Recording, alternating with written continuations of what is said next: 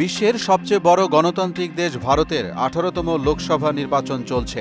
নির্বাচনে কংগ্রেস নেতা রাহুল গান্ধী কেরালার ওয়ানাডে আসন থেকে প্রার্থী হয়েছেন।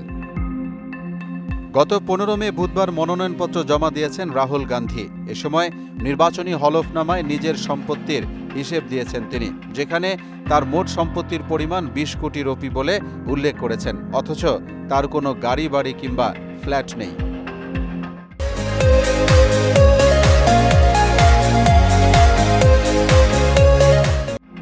রাহুলের হলফনামায় উল্লেখ করা হয়েছে তার অস্থাবর সম্পদের পরিমাণ 9 কোটি 24 লাখ রুপি ও স্থাবর সম্পত্তি 11 কোটি 15 লাখ। হাতে নগদ আছে মাত্র 55,000 রুপি। নগদ ছাড়া অস্থাবর সম্পত্তির মধ্যে ব্যাংকে জমা আছে 26 লাখ 25 হাজার রুপি, 4 কোটি 33 লাখ রুপির বন্ড ও শেয়ার, আর আছে 3 কোটি 81 লাখ রুপির মিউচুয়াল ফান্ড, 15 লাখ 21 হাজার রুপির সোনার বন্ড এবং 4 লাখ 20 হাজার রুপির গয়না। রাহুল গান্ধীর দেনার মোট পরিমাণ 49 লাখ 79 হাজার 184 রুপি। 2019 সালে তার মোট সম্পদের পরিমাণ ছিল 15 কোটি 89 লাখ।